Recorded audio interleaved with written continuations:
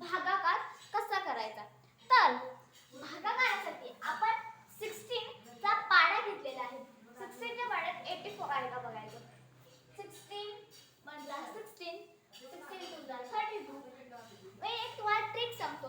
जर तुम्हाला 16 चा पाढा येत नसेल तर आपण 16 चा पाढा असाही तयार करू शकतो। 16 multiplied by 3। ठीक आहे, 16 चा पाढा द्यायचा। 16 मधला 16 16 टू 32। 60 चा म्हणजे टोटल तिचा 18 वर गेले ते त्याला 8। 3 वरचा 3 आणि हे 1 3 4 48। त्याच्यानंतर 16 multiplied by 4। ओके, 6 4 चा 6 12 6 18 6 24।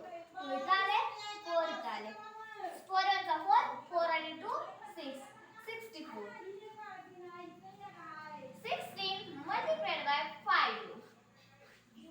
6 5 चा 30। 3 इथं आले 0 इथं आले। 5 1 चा 5 5 आणि 3 8 80। 16 multiplied by 6। 6 6 चा 6 चा 6 12 6 चा 8 24 12 30 6 चा 36। 3 इथं आले 6 इथं लिहिले। 6 वरला 6 6 वर 3 मिळवले 7 8 9 96। ओके, तर आपल्याला पाढा 84 पासून करायचा आहे।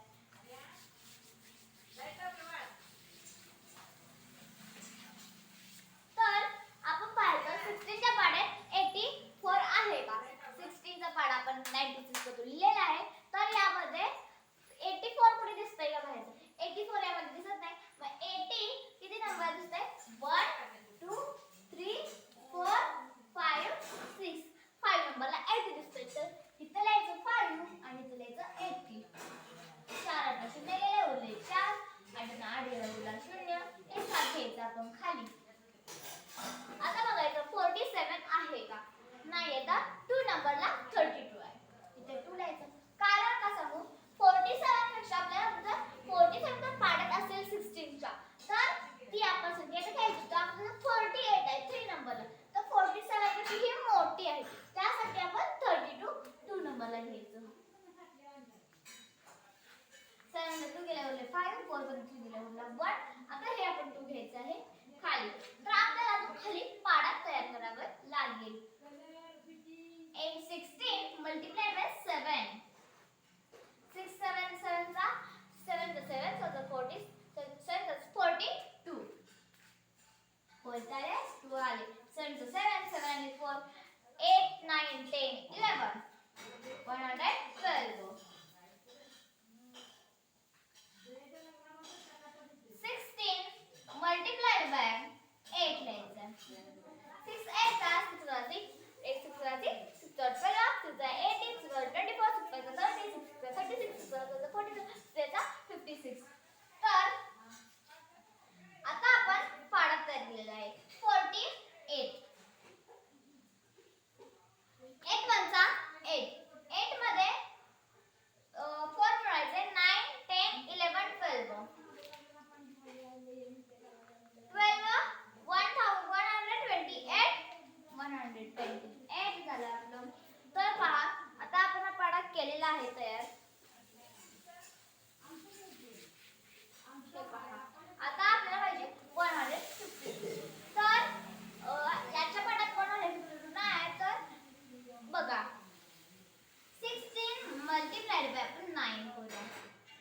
6 9 चा 54 9 1 चा 9 9 आणि 5 14 144।